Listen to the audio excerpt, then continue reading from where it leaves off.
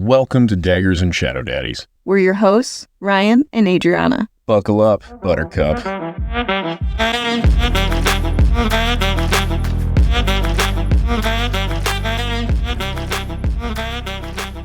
I noticed in these chapters that Cassian hasn't come up to her door. I think Rhys isn't calling her bluff. Ooh, I see what you mean. I thought you meant like her mental door. No, you mean her sex door. Yes. He hasn't showed up at all yet. That's so true. I'm guessing Rhys was like, all right, that was not a fun game. Not telling Cassian. Yeah, he's like, Cassian might be horny enough to take her up on it.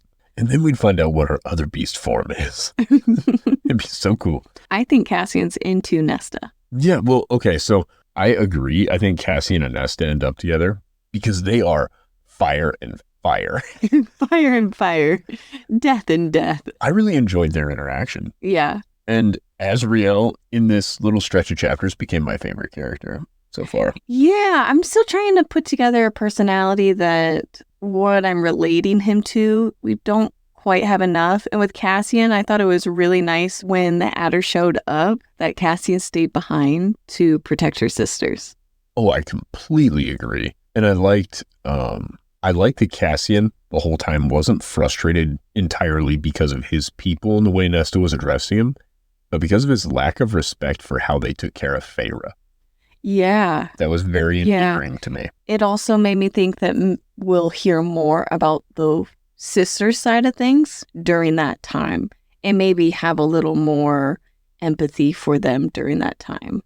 Yeah, and like Nesta is an asshole, but I think too the way that they're all being like, wow, Nesta, she's such a super bitch. That's true. Feyre wasn't better initially to these people. Oh, to the people of the Night Court, yeah, or even the people of the Spring Court right away, anybody that she immediately interacts with, which I think is, I don't know how they're not seeing this as a weakness in their current foreign diplomat.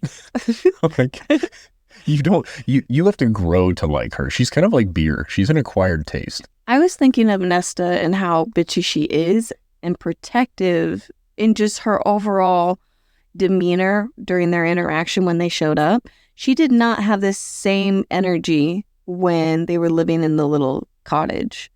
She was not protective and all this. It was very childish.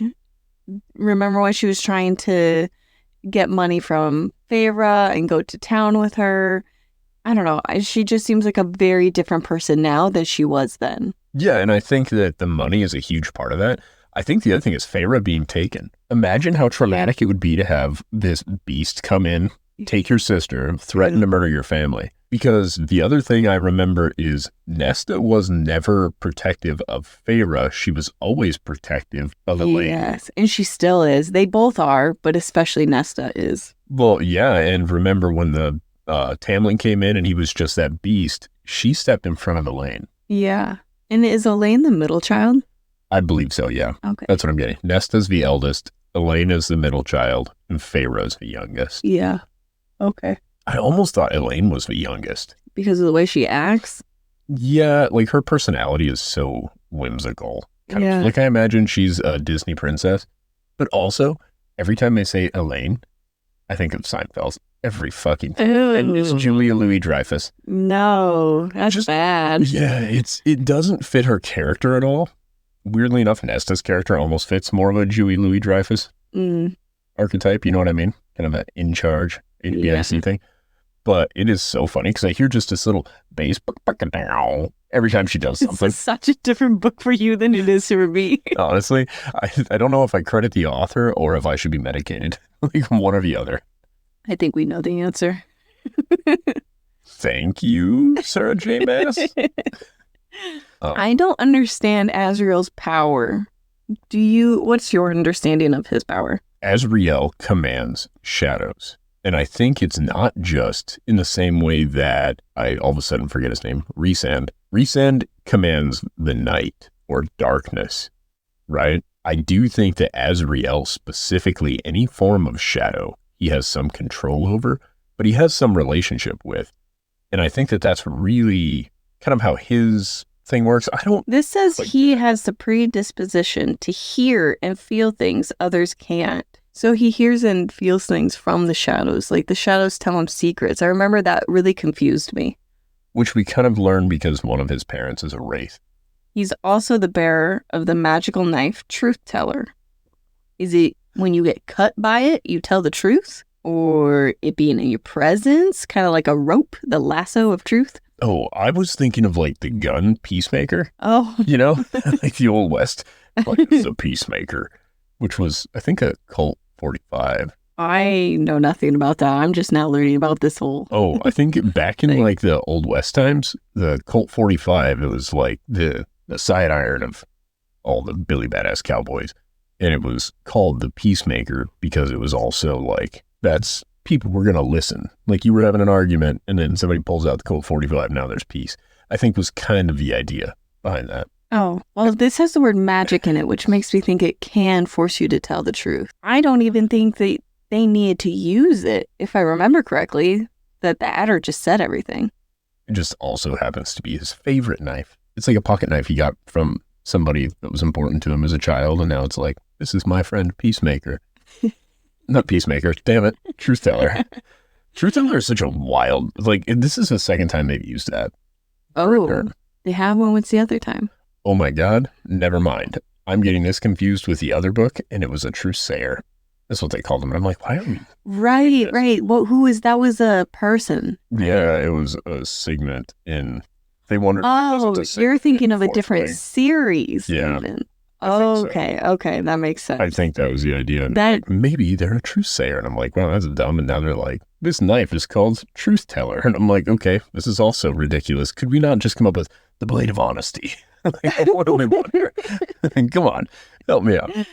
So this is just fantasy novels. Honestly, yeah. And I think I'm going to be so bad tangentially on this one. I've realized We have a lot of chapters to go through. we do. And you're going to have to keep me in line. I'm trying, but I am. These chapters were really short. I think only a Psycho would have ended on 26. So obviously we went to 27, which was only like 4 minutes long. I think it was a little So longer. 28. So then we go to 28, which was such a good note to end on. It was. It wasn't too information that it ruined stuff from chapter 22 or 23, but No, it was really great. So back to the dinner thing with the sisters. Do we think that, so Azriel is the most capable one of dealing with conflict, right? Which I think is a good quality to have in your spy master. yeah. But how did you feel about him? Like he endeared himself so much to me, which I think is funny because I would have just fallen for him being a spy. I I don't was have like, oh, what a sweet man. I don't have many feelings about Azriel. Really? I don't think I know enough about him. He's very quiet, reserved, and he just doesn't do much, I guess, at this time. I really like that. One thing that I found funny was when they're getting ready to go see her sisters, and Feyre is like, I'll go with Azriel. But then both her and Azriel need to be winnowed by Rhys, so he's just like third wheeling them to the next location. I found that scene so odd. Like, why not say you want to go with Azriel once you got to the location where you then flew with him? No, she winnowed with him, so she's just holding on to Azriel's chest while Rhys is winnowing them, just like clinging onto Azriel, or at least that's how I took the scene. Maybe I was confused. No, I think you're 100% right. What I find so funny too is you can tell Azriel was like, oh, this is weird, but okay. But he took it very serious. He didn't question it. He's just like, okay. And he wasn't weird, awkward. He just held her. I didn't grab her by the booty. Well, yeah, that would, but he also, yeah, he didn't do anything that was He just like held Rhys. her. He just Yep. held her in a very unisex way. Yes. Yeah, it was Just very professional. Friend. Professional is the word. Not even Yeah. just friend. I think he's a professional. consummate professional. I think that's maybe what my view of him is. I think that's He's why I just like him. all professional. I think that's why I like him. He does not just, oh, what do you want him to do, blah, blah, blah. He just behaves in the way that is appropriate so far for every circumstance he's been in. Like even He's all the way to appropriate. the end of 28 where he still keeps tabs on Amron. Yeah. And you're just like, yeah, no, that is logical, sound, professional reason. He's doing exactly what he's supposed to do. And it's not, it reminds me of our son. Oh, yeah. And following all the rules and Yeah. And just the way that, like, okay, if you say to do something and you kind of forget that you said it, you will weeks later be like, why are you doing this? He'll be like, oh, because you told me to a few weeks ago. And so he's just been doing that daily since then. Like, it is so much of that to me where I'm just like, what a dependable human. Or, Yeah. in this case, Feyre. Feyre? No, he's not a Feyre. Azriel? Yeah. Yes, he is. No, the two twins are. Okay. And you didn't listen to all of chapter 28. One of his parents was a wraith. What? Yep. He's half wraith. I knew he was half something. Or No. maybe they're half. Oh, they're half wraith. He's not half wraith. That changes things. The Yeah. twins are half wraith. Yeah. Oh, shit. Well, listen. I didn't He listen is- to chapter 28 very well. Listen to me. Both parents are not Illyrian, though. One parent is Illyrian. I don't remember what his It's other. high fae, I think. Yeah. Yeah. Which is why he's so powerful, but also Illyrian. And he didn't go. Ooh, It was in his uncle's basement. because he has the burned hands, correct? Yes. Because they thought that they would see if his healing factor was as fast as he could Yes. damage, so they Yes. tortured him. And that's when he went to the training program for Illyrian boys or whatever. He went much later than everybody else. And that was something that I noticed when he was talking to her sisters. He used the word we when talking about what we do. We go to this program school thing at a very young age. And he used the word we, even though he doesn't quite fully identify as Illyrian. And he also didn't get treated that way. He didn't go until much later. So I get that that's kind of like a military school, but it also comes off a little bit like a scared straight program. What do We're you like- mean? Where they're like, wow, this kid, we don't know about this guy. Well, send him here for a few weeks and we'll let you know how it goes. So we go there for several years. Well, and that was almost like his way of escaping his home. Yeah. And It was still shitty, yeah, exactly. but it was just slightly better. I don't know. I feel for him. I don't know. I really like him as a character, which either tells me he's going to die Oh, or no. not be as important as I want. Yeah, he kind of gives off I'm going to die later vibes. Wouldn't it be cool if him and Elaine, just the way their personalities seem to mesh? Because Elaine is also very much on presentation. She is, but they also will live so long. There's something to this because this is discussed. Feyre is like, my sisters are a year older.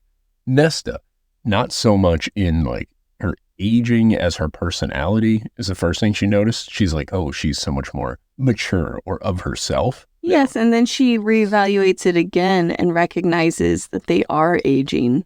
And that they're going to continue to age. Yeah. She's like, man, when it's been almost no time for me, these people are going to get old before their body is claimed by Father Time. Yeah. Or something to that effect. Yeah, she was just checking in and realizing the difference between her and her sisters and that she's going to watch them die of old age. Oh, She didn't say that, but I mean, that's where I took it. one more note on Azriel. If Azriel is the same age as our big guy, what's his name again? Rhys, Rhys, then they're just not quite 550 years old yet, which means they were fighting battles in their 40s. mm-hmm. That's so strange to me Why? because of the thing where they're still adolescent until 75 years old. Like, it's so strange to me. You're going to get hung up on this. I think that you should write am. it down. No, actually, you don't need to write it down. Somebody out there has written this down for you. I'm going to find it. I'm going to find their appreciate ages and the timelines in which they... No, because I don't want to spoil Yeah, no. things. It's fine. I'll let it bug me for the end of this book. And honestly, I don't think it's that big of a deal. I think I maybe misunderstand this, which it's only funny because I've had 40 rants about it. I must have misunderstood it somehow because they fought 500 years ago. Azriel's like, I'm not quite 5.5 centuries old, right? Mm-hmm. So then if they're I all think- kind of in this age group, I think that they were fighting in the war at adolescent age. yeah, which again is so odd to me. It's cool, but it's weird. Yeah. Because then they still had 30 years after the war where they were adolescents. But then how long were they under the mountain? 50 years, right? These last 50, yes. So was there 450 years between? I am not getting into all of this. You're just going to have to sit with that. Is there I have so many You can questions. go on the search for someone doing the timeline, Well, I love that she's given us real numbers to work with. I which like means that numbers. it's probably something you can go refer to. Listen, what I'm hearing from you is, okay, this is a you problem, figure it out. It is you thing. I thought maybe you would have some insight. Nope, none, because I am perfectly happy with not knowing or caring. I'm like, okay, a very long time ago, they were in a war, they were friends, they're still besties, they were separated for a little bit, then they were back together, then they got separated again, and now they're back together. What a tumultuous existence for an all-powerful group of people. You know what I mean? I'm getting you back on track. Okay. Chapter 22. Please. They are getting ready to go to the human lands. Moore shares what it's like to be a woman in the Court of Nightmares. Do you remember this?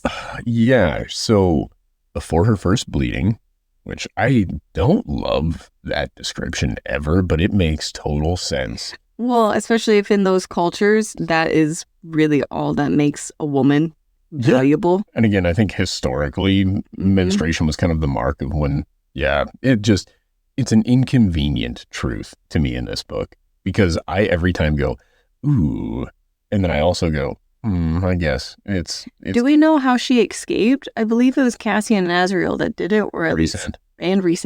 I think Rhys and Cassian. She says, yes, Rhys and Cassian. Cassian, it would have been the end of the world if he would have. We don't really know how it happened. No, my guess is that they went through and murdered her family.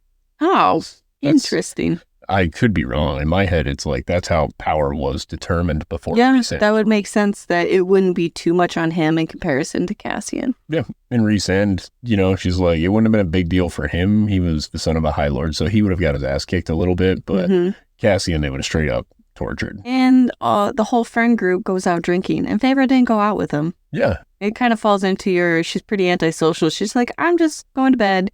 I don't even think she's getting invited. They just go out without her. No, she's invited. Is she? I think so. Outside of like that night, I don't know.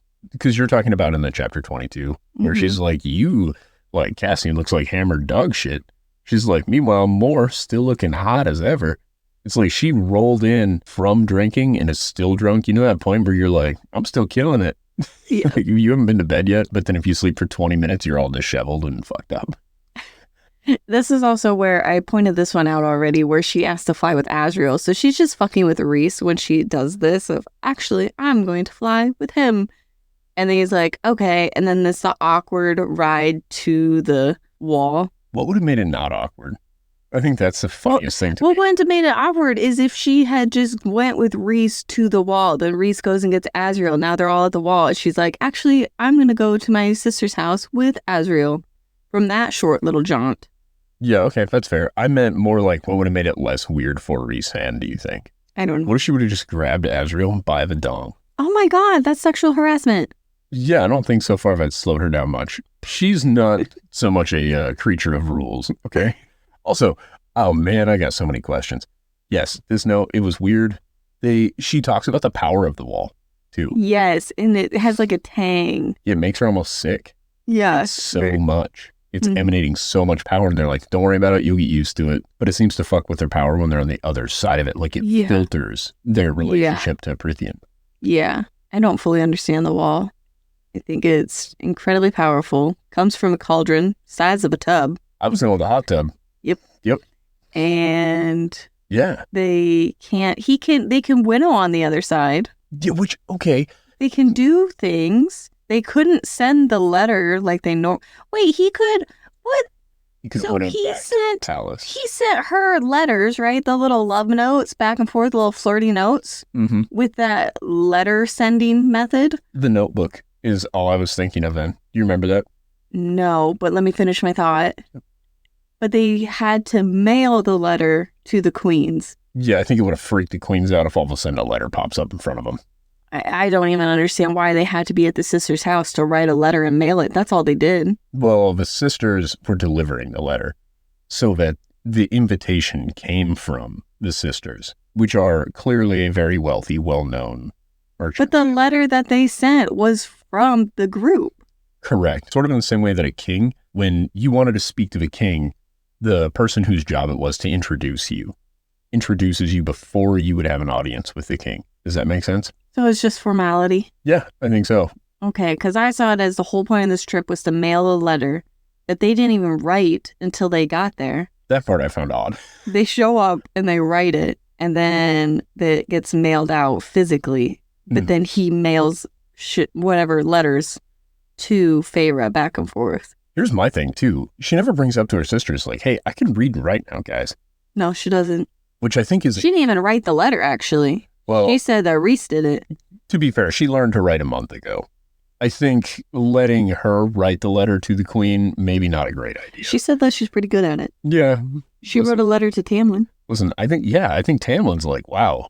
But I wanted to address that too. Tamlin doesn't know that she can read and write yet. He's going to think that somebody wrote this. 100% he will. And that's where I'm like, we don't address that now you're literate other than to yourself. Well, I think that if he read it when I was, with the little amount that we did hear that she put in the letter, it would at least be obvious whoever did write it from his assumption was hearing it from Feyre. Yeah, or in her mind palace and emulating her.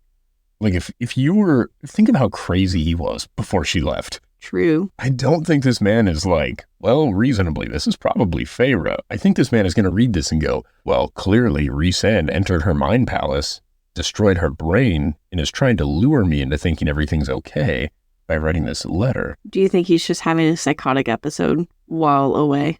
While Feyre's away? Is in a psychotic episode. I think he is full-blown PTSD, unchecked, just really living it right now. Yeah. Okay. I don't know what to think. We found that there was something going on with the Spring Court, but it's nothing of urgency or danger at this time. Yeah, that's what we're told. Yeah.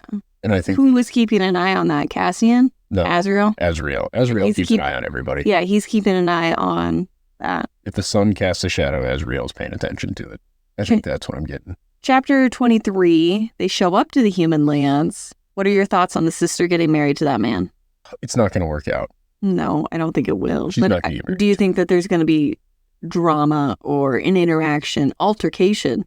Yeah. So what I think initially my thought was, okay, the sisters, there's going to be some sort of conflict where the sisters kind of get drawn into it, right? Now, I have a weird feeling that the sisters, there's going to be a taken situation happening with the sisters.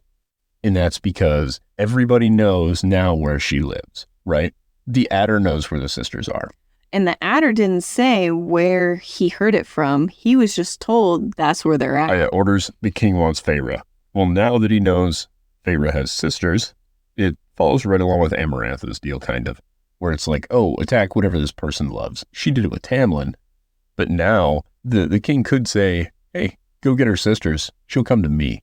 And I was surprised that Tamlin didn't have someone trying to go after Feyre. I was expecting Tamlin to be keeping tabs or have someone keeping tabs on the sisters this entire time, waiting for Feyre to maybe show up. Yeah, I agree. I would have been almost surprised if Tamlin wasn't the one who brought up to the King of Hybern where the sisters live. Yeah. Like, I think that's where Tamlin, I don't think Tamlin's necessarily a good guy anymore. I think he's a different character from After the Mountain. Yes. But the Adder did say that he was told that's where they are, not to keep an eye on that area. Yes, but he could be not the only thing there. Also, I don't know, the Spring Court Tamlin operates in a funny way. Because he seems very honor-bound, but he's also very singular-driven in his goals. It is exactly what he wants is what he's moving toward all the time. But we don't know enough about him yet. I think here very soon we're going to be hearing more from Tamlin. Well, I think we're going to have to because it sounds like the whole Hybern thing's really ramping up. Yeah. Clearly. And we've managed to torture the Adder with Truth Teller and Azriel, who, I don't know, they were like, oh, we took him to the mountain and we broke him, but we didn't get any more information from in the mountain. No. He didn't tell us. I don't think there was much to get from him. Yeah. And then we broke him. I thought they meant like, we got more information. No, they mean they shattered his wings and broke his legs. Yes. Which I don't think they killed him either. No, they specifically did not. Because that sends a message to the King of Hybern like, hey, next time, you either send something bigger and badder, which, again, I appreciate the whole idea of like, this isn't that big of a deal to us. But also, like, maybe we don't keep tempting the guy that's got all the bigger, badder shit. Like, maybe we go, hey, we put a little note around the Adder's neck that Feyre writes. We can even let Feyre write it and be like, hey, we found this. It's yours. Please just chill, dude. Something along those lines. Not like, hey, send something bigger and badder next time because we like to fight. I don't know. That threw me off. In chapter 24, the boys are introduced to the sisters, and it cracked me up that she's talking about how big and strong they are and their muscular build. Handsome. Just so handsome in the doorway. So they don't even fit in this mansion. They're so I'm enormous. so glad I picked this room because they're just so big. Just massive men. Well, and I think They that's... can't hide their wings like Rhys can. Yeah. Yeah, they can't turn it on and off. Mm-mm. Which, again, I think makes sense because Rhys is a half-breed. Well, they're all half-breeds. It's just in But different what's their ways. other half? You know what I mean? Like, a high fae thing allows him to Yeah. change his form. You know what? We got to look this. So, okay. Cassian is the son of an Illyrian war camp laundress and an unknown warrior. Oh, I'm not continuing to read that. She did not consent, is what I will say to that. Yeah, remember? That's why he went through and destroyed the whole camp, because his mom was just breeding stock. Yeah, okay. And Azriel is... I want Azriel's father. I want Azriel's parents. I don't know if we ever learned that. And Azriel was the son of a lord, and I think his mother was Illyrian also. Yes. That's really all we got about them. That makes explains sense. why we're kind of confused, because it was said at one point. But it's sort of ambiguous, even. Yeah. They're not They don't, characters. they don't even truly know who their dad is, it sounds. Maybe they do, but... Well, I just remember them going back there and being like, yeah, we went when we got old enough and murdered them because they were pieces of shit. This is where I had a note that I was surprised that Tamlin never visited the sisters during this time to see them, or even sending somebody to go talk to the sisters about Feyre. Yeah, I don't think that they would have received that well. I think that was a right move on Tamlin's part, because I also think Feyre's wishes are for you to not fuck around with her family. Because it's not like Tamlin was close to their family. No. Like, they were indifferent, so to speak. What did you think about the food scene? So I thought it was pretty normal, I guess. It makes some sense. What are they eating? I realize that we don't really hear much about what they eat in Perinthian. What? Yeah, we do. What do they Amazing eat? Chicken last time and blah, blah, blah. It's always incredible spread. Yeah, it's always so good, but I mean, how is the food so different that she said that it tastes like ash in her mouth when eating the human food? My guess is that the food is raised in a more, like, pure environment versus whatever sort of nasty, nearly spoiled, probably, food. Because of the timeline, any of your meats and stuff have to be, like, salt cured, probably. If it's Her not killed sisters are fresh. so wealthy. They have really good food for humans. But it's all seasonal, right? It's all based off of what can grow in those seasons. She brings that up. Wait, how can you like a potato in the human lands and a potato in what? I don't get the difference. Dry potato, older potato. Again, keeping, like, food wasn't always as fresh as what it is now. There was no preservative. There was nothing like that, versus in the Feyland, it can all just be magicked to be in perfect condition. Like peak I fresh. took it as it was unseasoned. Yeah, and I also took it that way. Bland, unseasoned food. They're very white. Those are super white people. It's all garlic and pepper to them. Those are the only spices they know about. And then she goes over to the night court and everything's seasoned. Yeah. It's good. It's like Cajun food. But yet she couldn't even pretend to just like, I mean, I see bland food as nothing delicious, but not disgust. Yeah, but her ability to taste things is so much sharper. Oh, okay. That's maybe the way to put it. Similar to when she had her vision unglamored in a moment of viewing things as a high fae with Tamlin that first time. Mm-hmm. And what that experience was, it was almost like an acid trip. I can see where the difference now of eating these different foods, she can experience it in a whole new level. Yeah, everything is heightened. All of her senses are more heightened. So if that potato was starting to go where it's just not quite as good a potato now. Well, I thought that it was you know, just it's a kind of worse mid, potato. and she was being a little dramatic of how gross it was, even though it was just mid. To be fair, I think that's also true. Again, Feyre is not a nice character.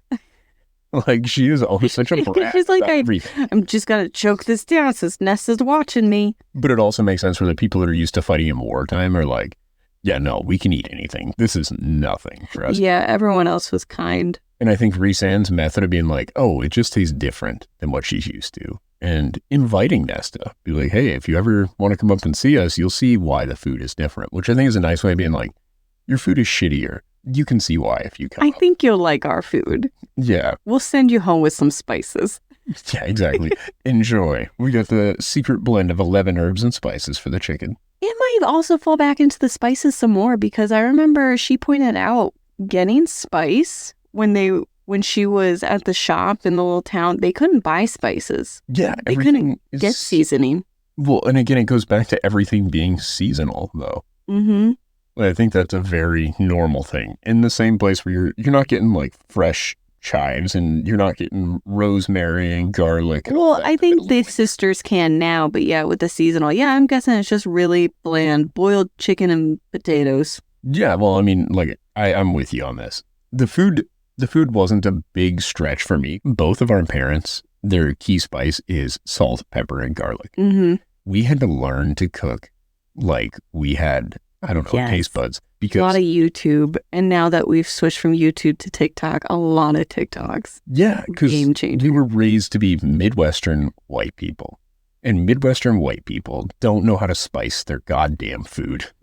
And that's what her sisters are, wealthy Midwestern white people. If you think about it, the Illyrians are like the cultured people of Prythian, where they have many different groups. Kind of, they're the melting pot, so to speak, right? You have the Illyrians, you have the Rhys, you have all of these other people. All two of them. All the two we know I'm of. saying it's brought up that there are many different subcultures, Yeah. right? And they're the only obstructive court so far that we've heard where it isn't just high fae or nobody. You're either a high fae or you're a fucking nobody. They're like, hey, we're all half breeds here. I really liked when she pointed out I can eat, drink, fight, and even fuck just as well. As I'm looking at your notes, I see that you censored the word fuck in your own notes. Because I put them in the thing. Oh, that's a good idea. I put them online. Oh, man, I didn't even think about that. That's a great idea. Yeah, I didn't edit it for myself to read. Oh, I thought you did. I was like, wow, you are so over the top. I love you to pieces. They seem true. And I like that she includes the fuck part in there. She doesn't even talk about how that's different. The food is so different. Her smell, her sight, everything's so different. But fucking, she's never described as being... Well, she did initially with her and Tamlin. She's like, this new body. No, she didn't. I don't think so. I think that was one of my big complaints, is she didn't acknowledge her new body. She was fumbling and crushing everything and tipping things over. Nope, you're good. You keep going. I just had a moment of laughing because I'm imagining while you're having sex, she's just crushing things. She squeezed this cack too hard and broke it. Well, she didn't even do that. No, I know. I think that we really missed out by not getting more fuck descriptions. And she's been without for a while, so I think we have a scene coming up soon. She's bound to. There's no way she's going on this long without. Yeah, it's been like 3 months, I think. No, it's got... we hear is it's been 3 months since she's been in Night Court, I believe. Because it's been 1 year since she was back to with her sisters, which I don't necessarily agree with that either. It has to have been longer. Oh, it's been 1 year since she initially went up there, maybe. Maybe. I don't know. Because it's winter now, and it was summer when she went last time with her sisters. Okay. So it's either been 6 months or 18 months, roughly, since she was there. And they ended up writing the letter to the queens. Then they go to bed, and they have separate beds. I found that all entertaining. And he packed her clothes, which is kind of confusing, packing clothes. Did he just grab clothes from her closet and winnow it back here, or... I think he just magics there being clothes there. He does make the statement of, I debated on which scraps of lace to give you, which is funny, but it wasn't, I don't know. In that moment, it was funny because it sort of took me out of where we were, if that makes sense. Yeah. But I think it was a nod to his personality always being the fuck around. Yeah, he's always bantering, flirting. Yeah. Just, there you go. Have fun with it. Yeah. But I think that if she genuinely wanted something different and she asked, he would do it for her. Also, I love the idea where she's like, I'm going to go change in the other room, as if she doesn't have a tattoo where he sees you naked every time you change. So I didn't understand that there's, I think that's in the next one, where he's just like, rub the tattoo on certain body parts and I might come faster. Yeah. Come double entendre. Yes. I was just like, ugh. Yeah. I think I was at work re-listening to that part. I'm like, oh, glad this scene didn't continue because I would need to pause this. The work. You're not pausing the book. You're like, I don't even need to finish this part. I'll finish this other part. Yeah, no, I think it was a good moment. I liked their general banter, and I liked that he warmed the bed for her. Yeah, he's just like, That was- Amarantha never cared about that. I'm like, wow. Okay, why do we keep bringing up Amarantha, though? It's like a dude that keeps bringing up his ex-girlfriend. I know that wasn't their relationship, but dude, quit talking about why you're damaged. We get it. Your ex-wife was not nice to you. Shut the fuck up. Like, quit talking about it. I guess, I don't know. It didn't seem out of place when I was listening. Okay, so imagine you were dating somebody, right? And they never did, I don't know, some nice thing that I do for you. I don't do hordes of nice things, but... You do lots of lovely things. Well, thank you. But you know what I mean? Imagine I'm doing something and you're like, I'm not going to say his name, but other guy never did this for me. Yeah. It would be, eventually you'd be like, all right, I get it. But But when we were early dating, I did have those moments, at least in my head, thinking about so-and-so didn't do this for me. And just checking in and realizing how much better you were for me. And I think that's a really nice internal monologue. But if you had every time that had come up, said it out loud, eventually I'd be like, holy shit, that next guy, what's he going to This is get? also a book, and we don't get to hear his internal monologue until she goes inside his mind. So it's just, I think, a nice way of seeing Rhys developing as a character. Sure. I guess to me, it didn't add anything versus him just being like, no problem. That would have been the same thing to me. He's like, well, Amarantha didn't like it. She's like, oh, poor baby. Now I'm thinking of Amarantha, that thing that traumatized me just before bed. Thank you. Like, what the hell are you doing, guy? I also like that Rhys was the first person to care about her birthday. Yes. 2 books. And I think that what makes this really great is there's some sort of prophecy. There's something about her birthday. I wrote that down. What is up with the winter solstice? That's brought up kind of often. The shortest day of the year. Longest. It's the longest night of the year. Shortest day of the year is how it's normally worded. He said, hey, you're born in the longest night of the year. Fate. Yeah, I wonder what it means. Well, he's the ruler of a night court. It means that she's the most night person ever. Magic, Adri. I also wrote this down. I'm like, you have to be shitting me. Why are we making this a plot point? When your birthday was? Come on, people. But I can see it. There's probably a lot of astrology people who are also really into this, and it probably means a lot to them. Well, I guess we'll find out. I was looking forward to them partying on her birthday and celebrating her birthday. Which I think is already an enormous celebration of the night court. Yeah. Like, it is the longest night of the year. I don't know. I find that very interesting. In chapter 25, they go out into the forest, and the forest was super quiet. When re-listening, she thought it was due to her and Rhys, but I wonder if it was because the adder was there. That's a good point. I also like the fact that Rhys took the time to go, yeah, this is a forest, but it's a shittier one than our forests. Oh, does he say this? Yeah, he's like, oh, when we go, I'll take you on this hike to this cool forest that we have, because this forest is dog shit by comparison. Like, he has all these little moments sometimes where he's just like, oh, I'll take you to my place. I'll show you what a real forest looks like. Yeah, he reminds me of that guy that we've all met from California that will show up to any place and just be like, you should go here in California. It's so much better. And I'm like, sir, I'm going to need you to calm down. I noticed that he trusted her enough to show her the map, but not enough to tell her that she's being tracked. Well, yeah, because then she might not be okay with it. And then she would spiral into panic. And then she would be too aware of her surroundings and the adder would never get her. Oh, so you think that it was a good decision that he didn't tell her? It depends on your perspective. I think if your concern is how good of bait is she, I think she's better bait if she's unaware. Oh. But I think if your perspective is which one's a dick move, yeah, I think it's a dick move to not tell her. And he apologized several times, and I like that. It wasn't a single apology and she accepted it. It was like by the 3rd apology, and even then, it wasn't necessarily that she accepted it. It was them coming to terms with it. Yeah, I think... How to describe it, but... I think you're 100% right, and I like that she brings up, she's like, I wonder how many times he's ever apologized. Mm-hmm. Because he doesn't seem like he's good at it, to be fair. It seemed like his big apology, oh yeah, so he like extended a hand and showing her his thoughts. Yeah. Oh, this reminds me of one other thing, though, within his court. I'm going to take a little bit of a U-turn back to where we were. Okay, so the spring court, it's always springtime. Yep. Right? We can assume summer court, it's always summer. Winter court, it's always winter, which sounds like a depressing place to be. The fall court seems like that's where all the pumpkin spice lattes are. Yes. Yeah. The courts that are of the times of day experience all the seasons. It was winter in Valeria, You should see the flowers in the spring. But it's not as harsh of summers or harsh of winters. It seemed kind of moderate. Yeah. Where would that be? What do you mean? Like, I'm trying to relate that to somewhere in real life. And I can't think of anywhere that experiences 4 seasons, but does so moderately. Flagstaff. I don't think they get all 4, really. Okay. Yeah, I guess. You're kind of right. Well, Flagstaff. Good job. No, well done. Yeah, they kind of get winter. They get a few feet of snow in the year. Oh, all right.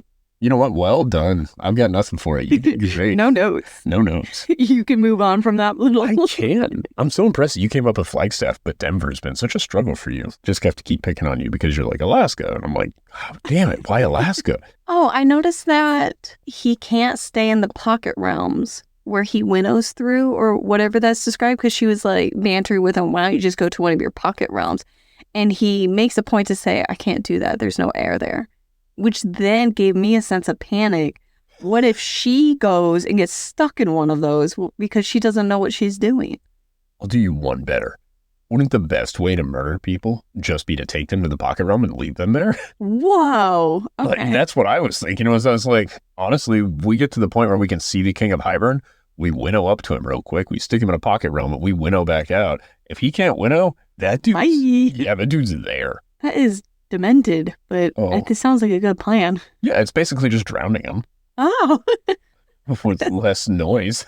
Then they go back to the room. She's all upset. That's when he makes the comment about rubbing the tattoo. And he's like, just send something down, right? Yeah. And she's like, just into my tattoo. He's like, yeah, or you can rub it. Or just like, and then you had mentioned, well, why change somewhere else? He can always see you changing anyways. I hope to learn more about the tattoo than just this. I don't fully understand. Can he see her? Yeah. You think so? Yeah, I do. I think he can see her. I think he can basically experience things through her hand that she's experiencing. That being said, I have 2 things I want to talk about still with the winnowing in the pocket dimension. I'm glad you brought it up. Do you think it's just a vacuum? So there's no air, right, of any kind. He doesn't say oxygen, but I don't know if they're aware of that in this world, blah, blah, blah. So it's this complete vacuum, right? Which means you can't be there for very long before your blood would just boil and you'd be done. I don't fully understand, because I thought that they winnowed from Night Court to the wall. And she was just thinking, she's talking about the wind, the breeze, and she's pointed out you could see the ocean. So I don't know what the pocket realms are. Well, this is my thing. Without atmosphere, right?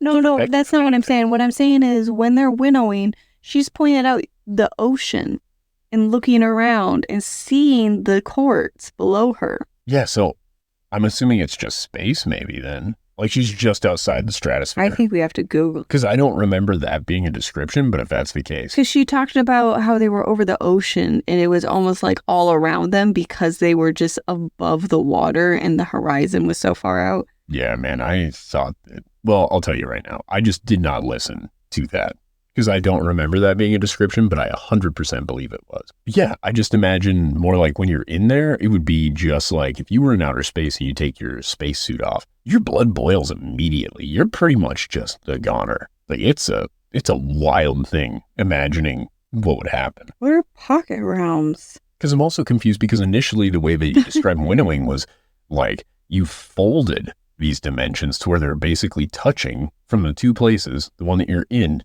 the one that you want to go to, these fold and touch so you could walk from one to the other, basically. Yeah. And here's this Reddit comment or post. If they have pocket realms, why are the High Lords always at a loss for weapons? If they can spirit things into and out of them in a blink, why not throw a bunch of extra swords and knives and arrows and things like that so they can just pull them out whenever they need? Because that would make this book ridiculous. Because Akatar has a magic system as soft as marshmallow. Ah. Okay, good. I'm glad that people agree with me.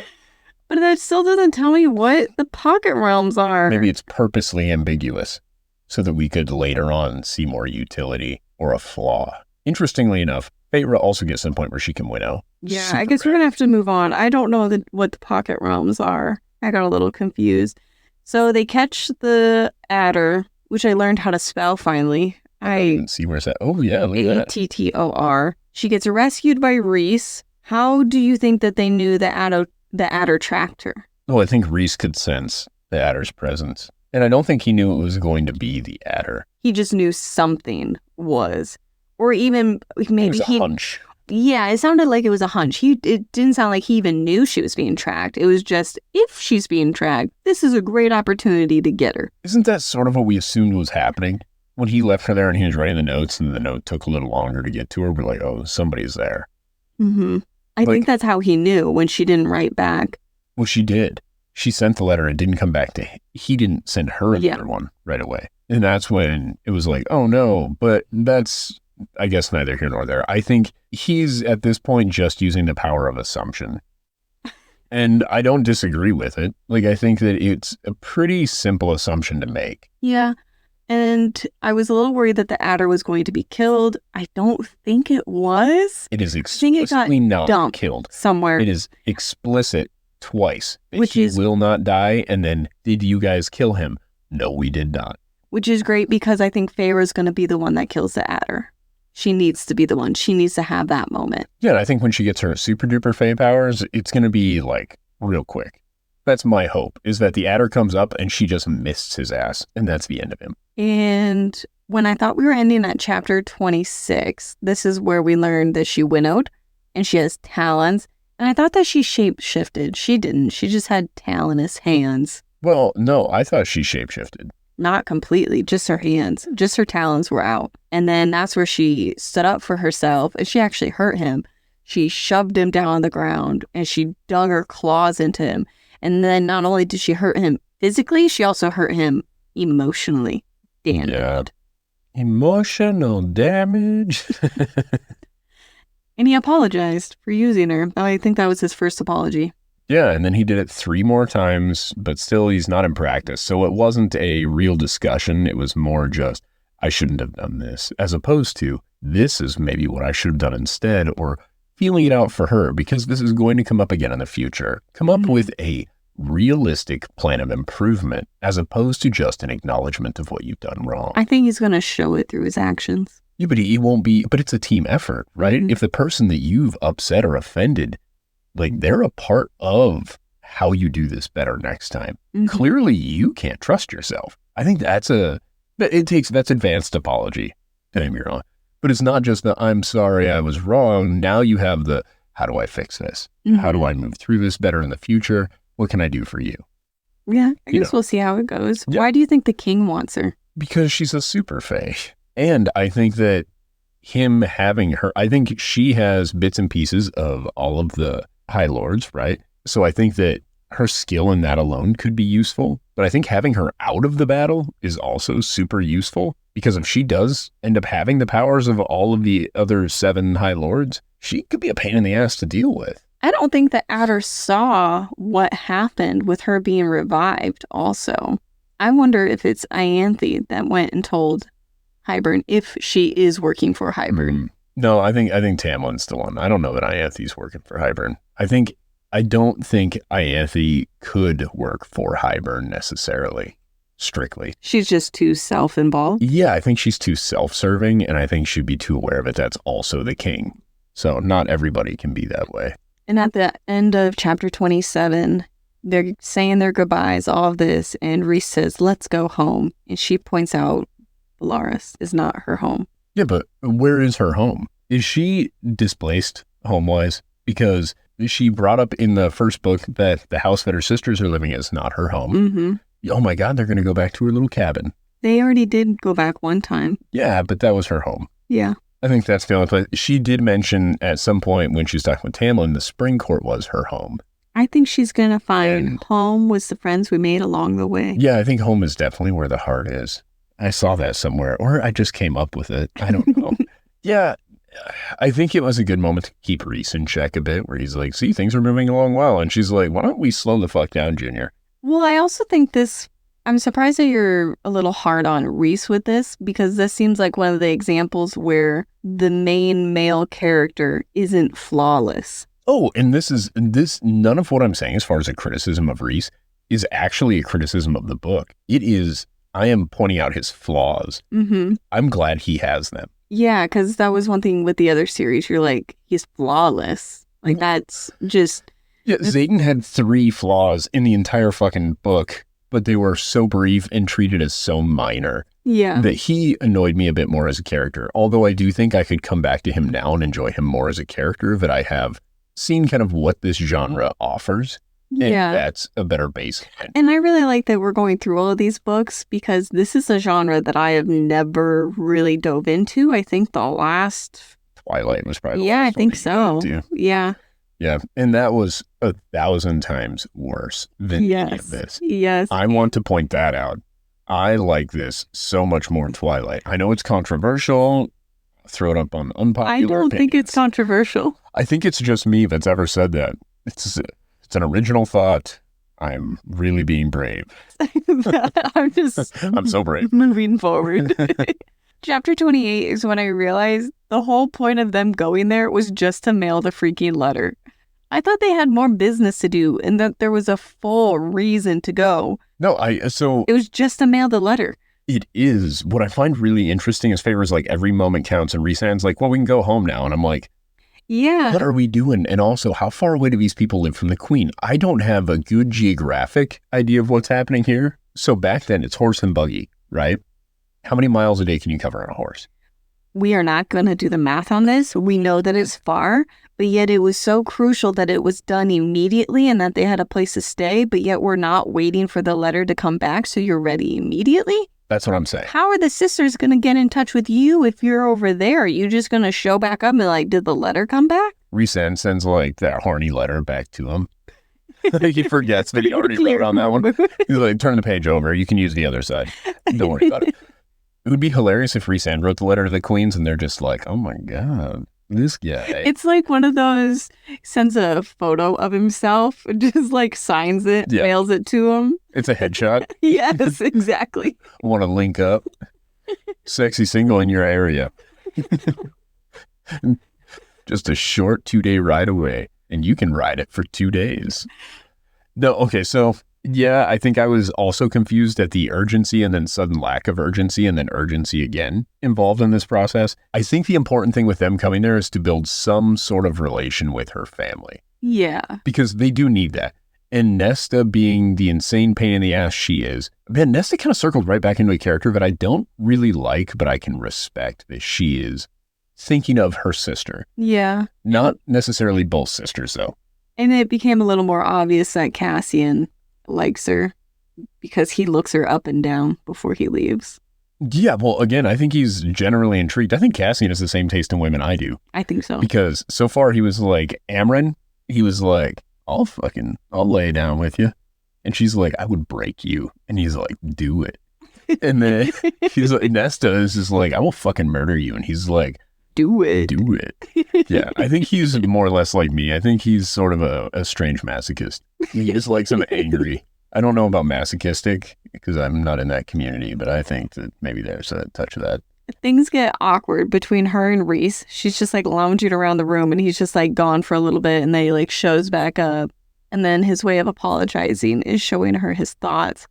I was confused for a moment, re-listening again. I really like that I'm going through the X amount of chapters we decide and then re-listen to them so I can really get all of it, as opposed to reading the entire book and then rereading it. I like rereading little sections. But she can hear his thoughts while she is in his mind, right? Mm-hmm. What she is experiencing are his thoughts going on. Then when he mind slips into the adder, she then also is going with Rhys. So it's like Inception level thing. Yeah. Well, and that's where I think when he allows her into his mind, it is completely from his perspective. Like she is just become this experience from his perspective. Yes. Because she keeps using the word I, but she'll like catch herself in the beginning and then she just kind of accepts it. Yeah. And I think that that's awesome. And to be completely honest, it is the greatest way he could have apologized. Yeah. He offered her not just the information, but this trust and intimacy that would be. It is a very intimate thing. Yeah. I think it was really, I really appreciated that apology. It was advanced level apology considering where he came from. Mm-hmm. He learns to apologize as fast as she learns to read and write. Again, 75 years of education. What did they learn? We don't know. Then she writes the letter to Tamlin. Do you think there's going to be consequences for that? Yeah, I think there's a consequence for every action. But like, what that's what I was talking about. Oh, I think Tamlin is not going to believe that it is either written by her or in earnest her feelings. And I think Tamlin is going to be like, my goal now is to fucking destroy Rhys. Because I think he has more hatred for Rhys than he actually has love for Feyre. Yeah. And I think that there's going to be that element. And that's where I think maybe he turns into a bad guy. Because I think this is a good catalyst for that. You have somebody that's emotionally damaged. Your girlfriend, who is also extremely emotionally damaged, runs off with your second worst enemy, learns to read and write while she's there, and decides to use that skill to write you a note saying, you're not good for me. Yeah. But if you look at this from Tamlin's perspective, yeah, he's a nutter, but this is enough to push about anybody over the edge. Don't you think? Yeah. You got Ianthe in your brain constantly telling you what you should do. And also her boobs are like signaling to you all the time. And you're like, I miss Feyre. And then Ianthe's all chesty and stuff. And he's like, you're not like her. I want Feyre shitties, not yours. Well, he wants Feyre booty. We've established Feyre don't have no titties. Right. Yeah. Ianthe is staring at him boobedly. And then, but she's got no ass. He's like, if I wanted boobs, I'd go fishing. I'm moving you forward. Okay. Then she's going out drinking. She finally wants to go out and hang out with him. I think that is such an awesome moment and really shows how close she's getting with everybody and in the group as she's being a part of these adventures and a part of this team building exercises. She wants to hang out with him. I really like this. I think it lacks a real awareness, though, as to the trauma involved with her drinking before. So I wonder if they're going to touch on that, because they kind of alluded to, we're going to talk about this later. And she's like, yeah, but not right now. Yeah. And that's where I think at least for me, the way that I saw this was like, okay, even I have moments where part of what makes it easy for me to have quit drinking is there's some trauma associated with that, where I don't think that they've yet acknowledged Feyre's state of mind post-drinking under the mountain. No, they haven't. And I remember in the last book, I was like, I hope they address this. And I wonder if this first night out will be that, or maybe they just ignore it for the rest of the series and we never talk about it again. And I think either way is fine, because I think acknowledging it is going to be sad if it's done well. And I think if it's done poorly, it will just piss me off. So I think the best thing for my enjoyment of this is probably for them to ignore it and maybe just mention that she's like, hey, I have trauma associated with everything. This is just one of those things. I'm going to work my way through it because alcoholism is more important than healing. Well, she hasn't been drinking this entire book, really? No, I'm not saying she's an alcoholic. I'm saying just the her trauma associated with it. Yeah. Because as somebody who doesn't drink, like going out with people that are drinking is 89% of the time a great time still. You don't need to be out there drinking with them to enjoy these other people kind of cutting loose. Then for the last section in chapter 28, we find out the twins are half wraith and half fae, and that the necklace is indeed useless. Yep. Necklace is fake. High five. Good deal. We came to that conclusion. It turns out that he gave it to Amren 200 years ago. Again, timelines. Quit giving me times if they're not going to make any sense. How about you get your notes and start keeping track? Yeah, but I'm worried that's going to make me more crazed. Like, I don't think that there's an issue with it being 200 years ago overall. Like, I think that's totally fair. But now I want a timeline for when he became High Lord. I'm guessing it's somewhere around 200 years ago is my guess. I think it's going to be near this time because I think he becomes High Lord and he has Amren immediately after that, where he's like, hey, take this gift. And I think that's why it's at the bottom of her jewelry box. It was one of the first gifts where she learned, like, oh. Interesting. And she gave it to Feyre. You can just have it. Yeah. And I think you were right. The first time we discussed this, you said it could be symbolic of her, like, being a girl's girl, like helping out another girl, or even just showing that I appreciate you in some way, which I think is unearned at that point. But I think it could be totally that. I really enjoyed that.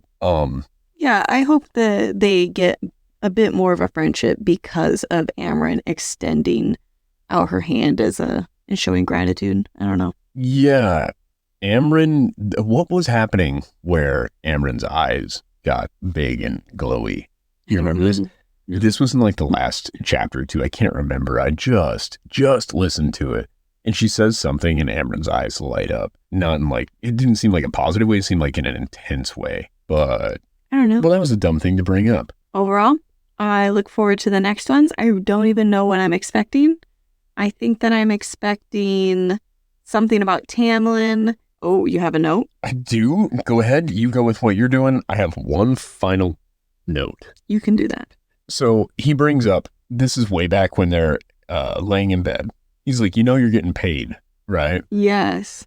And I don't necessarily know why he felt the need to bring that up, as if like, oh, don't worry. I know you're uncomfortable, but you're being paid for it, which seems a little odd, like it's emotional prostitution. But I took it as your services are being paid for, that you are your own person and that you are, I don't know how to describe it, you are independent. You are not reliant on me. Yeah. I guess I related to that really well because she was not being paid. She just kind of existed and was owned by Tamlin. And I think it was just a way of saying, you are your own person. You have your own funds. And she's working for those funds. And if she ever decides to leave, she will have the funds to do so. Okay. No, that's fair. I get that. But then he also says, she's like, oh, how much? Right? Which I think is a great question. You should definitely discuss this. Normally you would do this before you accept the job. But I like that she's eventually getting there.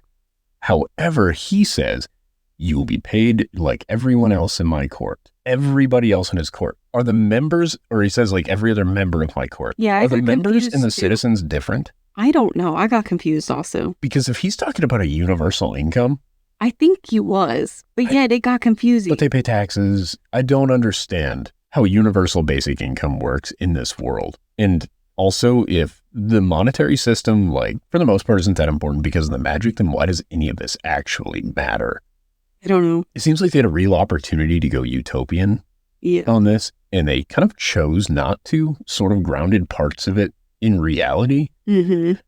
And it is throwing me off. So I look forward to that being established better. Yeah, I wasn't sure if it was just his closest friends were getting paid, like those are the people he's referencing, everyone in Valaris, or in the Night Court. In the Night Court? Because it's his court. I don't know. I got very confused. But it's also the Dream Court and the Court of Nightmares or whatever. Those two are also have the word court in it. Yeah, I don't quite grasp. I think, I don't know that calling them the Court of Nightmares and the Court of Dreams, I don't know if that was a good decision.